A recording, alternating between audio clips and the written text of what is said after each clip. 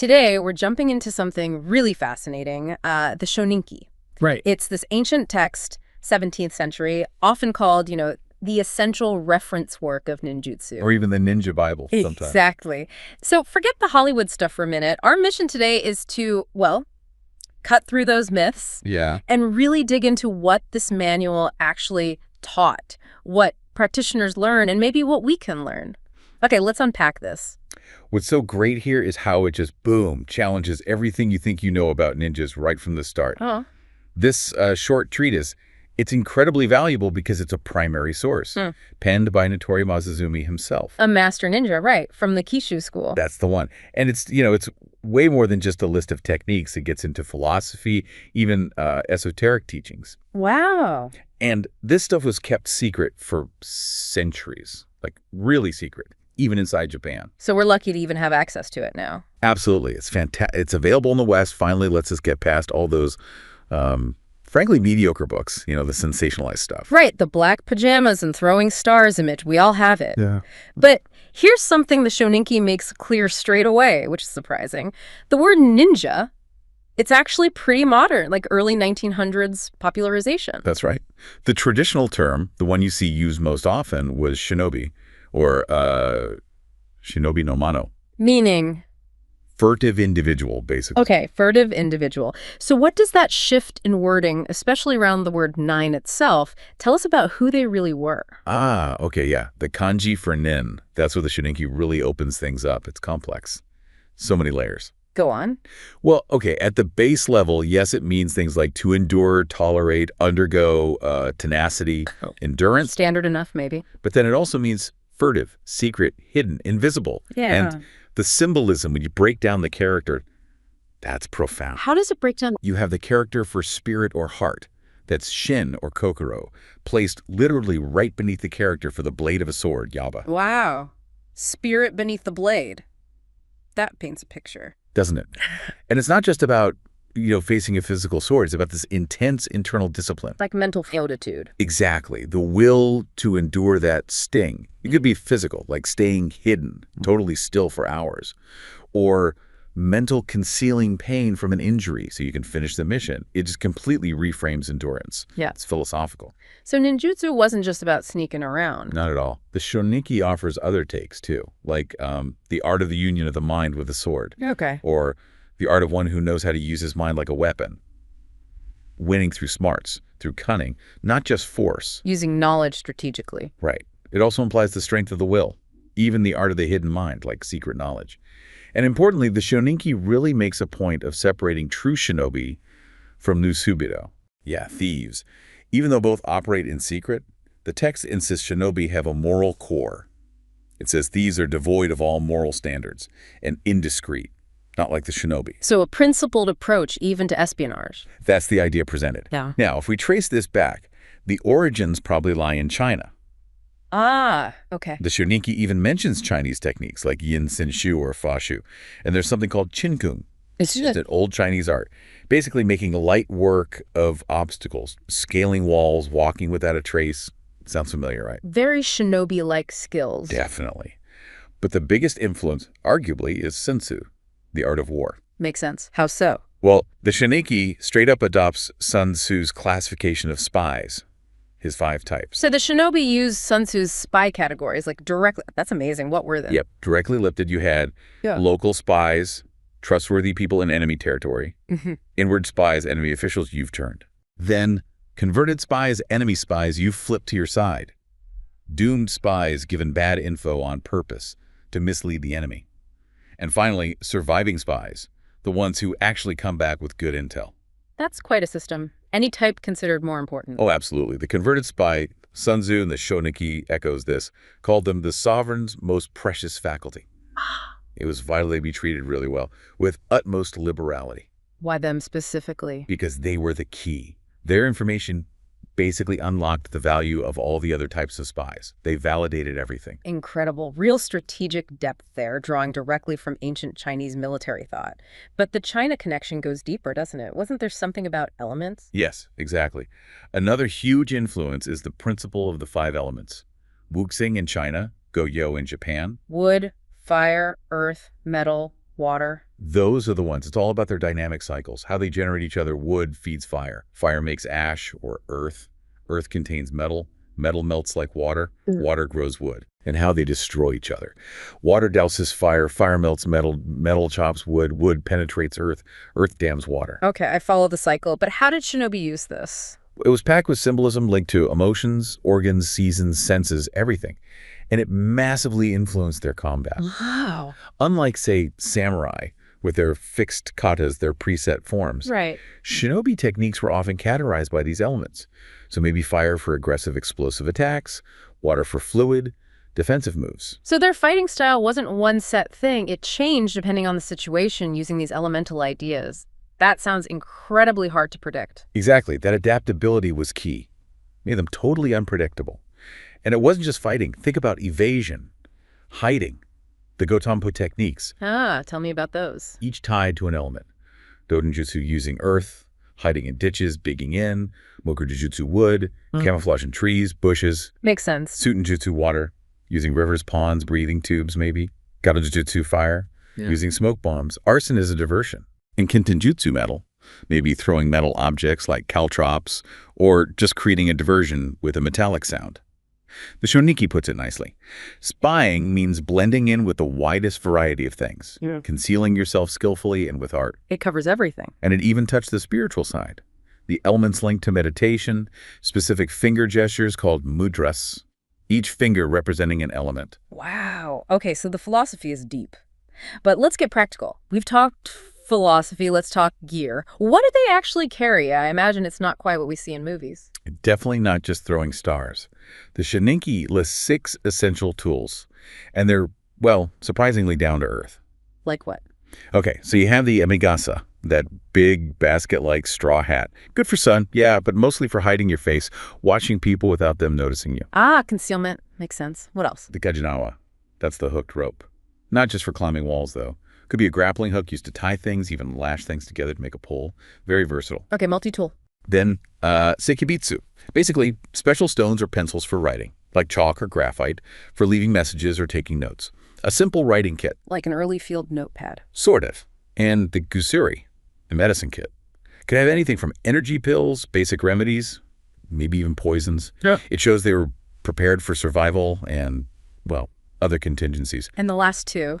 A sanshaku tanugi, which is just a piece of cloth about 3 feet long, used for anything, bandage, mask, carrying things, filtering water, and tsuketake, fire-starting material for campfires, signals, or, arson. Practical stuff. What about clothing? Was it always black? Nope. The manual advises practical colors for blending in, especially at night or twilight. Brown, dark blue, black colors of the shadows and the earth. So blending in was key, which brings us to disguise, right? Hensujutsu. Exactly. A crucial skill. Yeah. The Shoninki lists 7 main disguises. Not a single uniform, but roles they could adopt. Itinerant monk, Buddhist monk, mountain ascetic yamabushi, merchant, traveling actor, street entertainer, or just looking completely normal, blending into a specific crowd. So they could choose based on the mission. How did they move around stealthily all the time? Not necessarily. They had options. The teachings of wolves and foxes, that's the stealthy approach. Indirect routes, avoiding main roads, traveling alone. Okay, classic spy stuff. But then there's the teachings of oxen and horses. That meant moving openly, mixing with ordinary people, maybe faking an illness to get inside somewhere, or even arranging a marriage to embed yourself in enemy territory. Wow, marriage as an espionage tactic. Or even bad-mouthing your own lords to look like a genuine defector. Anything to blend in and gain access. Information gathering often happened in public places, temples, markets, less savory places like brothels or gambling dens. Generous gifts and careful listening went a long way. That's really clever, using social engineering, essentially, like faking illness to get into a house, then maybe coming back later with a gift to build trust. Precisely. But, okay, let's say they're in position. How do they collect specific intel, like counting troops without being obvious? Simple but effective methods. Maybe using stones or beans in their sleeves, one sleeve for houses, the other for soldiers, or different types of stones for different units. Very discreet. Low tech but smart. Another key technique. Enlarging your view angle. Basically, pretending to look intently at one thing while actually observing something else entirely in your peripheral vision. Misdirection. Exactly. There's a great little story in the Shoninki about that. A master sells off a bunch of small, stolen items, then uses the money to buy one big picture. The lesson for his disciple: adapt. See the whole picture, don't get fixated about a circumstance. There's a fantastic principle. Adaptability again. What about night operations? Moving in the dark must have been tricky. They had specialized skills for that too, using the stars, even through clouds apparently, for direction. Oh. Even tasting the dirt on a path. To check for salt content might indicate if it's near the coast or a well-used route. Tasting dirt? Seriously? According to the text. And distinguishing objects. Is that a bush or a person? The rule was, a man will move. So if unsure, just wait patiently. Eventually, person will shift, even slightly. Patience as a weapon. Absolutely. And specific ways of walking. The 10 ways of walking, Ashinami Jukujo. Things like the nukiashi, the stealthy step like an octopus, placing your foot carefully to avoid noise on floorboards. Or the fox walk, a quick, low, zigzagging run. The dog walk, crawling low on hands and feet. And speaking of tech, the Cairo. The portable warmer you mentioned, that sounds really advanced for the 1680s. It was. It shows they weren't stuck in the past. They adopted new tech quickly, maybe more so than the samurai, who were often more traditional. It's a fascinating detail. It really is. Okay, so they're skilled, adaptable, even technologically savvy. But what if they were detected? What then? They had countermeasures. Leaving a trail of false clues was one. Dropping incriminating items, planting fake letters to frame someone else, create confusion. Deflect. Right. Or yogijiku or jujutsu. Tossing a pebble, a piece of metal, something to make a noise over there so people look away from you. Basic misdirection. Classic trick. There's even the teachings of the quadrupeds, acting like a dog or cat if surprised. And, grimly, ways to deal with guard dogs. Using michin, some kind of substance to intoxicate them, or even iron filings to kill them silently. Methods for every obstacle. What about working in teams? Yes. The Shoninki covers that, usually small teams, 2 or 3. The absolute key was harmony. Total agreement. If they weren't perfectly in sync, the text says the mission could fail. Makes sense under pressure. They'd use coordinated moves. One creates a diversion, locks on a door while the other slips in. Or they might stage a loud argument outside to cover the noise of entry, and naturally passwords, secret signals for larger groups. It's just incredible, the level of detail, the practical ingenuity. But we keep circling back to this deeper internal aspect. You mentioned the Shoninki touches on things like physiognomy, reading faces, even astronomy. How does that fit into the spiritual side? Were they really mystics? Well, it certainly delves into what you might call esoteric teachings. Ninpo Mikyo. Okay. There seems to be a connection drawn to the Yamabushi, those mountain ascetics known for practices, shuendo, aimed at gaining, well, psychic or extraordinary powers. So we're talking mantras. Yeah. Magic words. Yes, mantras are mentioned. And mudras, those intricate hand gestures or finger seals. Magic spells, too, seemingly derived from Chinese wuxing, the 5 elements again, and Taoism. Spells for what? Protection, maybe causing confusion or fear in enemies. Some were apparently meant to be written in blood. There are phrases mentioned like kukiyu nyu ritsuryo. Which means? Roughly, may my command be carried out at once. Used maybe in divination or warding off bad luck. And there's the Ninpo Kuji Goshinho. The 9 finger gestures. That's the one. A specific sequence believed to grant power or protection. It does sound pretty mystical, but you said it connects to something more grounded, like Zen. Exactly. This is crucial. All these practices ultimately seem linked to core Buddhist and Zen ideas, especially the importance of cultivating an empty heart. Empty, meaning impartial, free from ego, no self-attachment. The paradox is this detachment, this emptiness, actually makes you a better spy. The text literally says, this is why it is so important to be able to leave your ego to the side. Because your ego clouds your judgment. Precisely. This idea of emptiness, ku, is also behind a technique called hitoniri tsukusasuru, the art of figuring out someone's real intentions. How does that work? By you remaining empty. You might spread some useless information, let the other person talk, flatter them a bit, all while keeping your own real thoughts completely hidden. You become a mirror, in a way. Like being a psychological blank slate. Yeah. Letting you observe and influence without your own stuff getting in the way. That's really sophisticated. It is. And connecting this to the bigger picture, the Shoninki makes this interesting distinction between knowledge, dori, which it sees as fluid, always changing, and principle, riko, which is seen as permanent, unchanging, the source of real, authentic understanding. The text suggests a calm heart leads to clear words and connects to this principle. So controlling your inner state, your heart, kokoro, meaning soul, spirit, feelings, all that is the key to grasping unchanging truths. That seems to be the core idea. It allows you to adapt to any situation because you're grounded in something fundamental. It also talks about the art of not breaking individuals and, fascinatingly, becoming the enemy. Teki ni naru. What does that mean? Literally becoming them. Not literally, but putting yourself completely in their shoes, understanding their heart, their motivations, their perspective.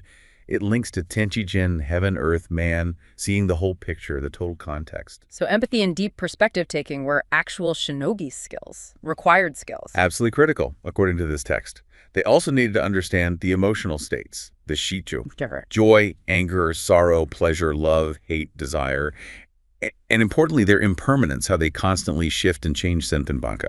Understanding this in yourself and seeing it in others gives you leverage, or at least understanding. Right. And the art of free conversations comes up too, basically.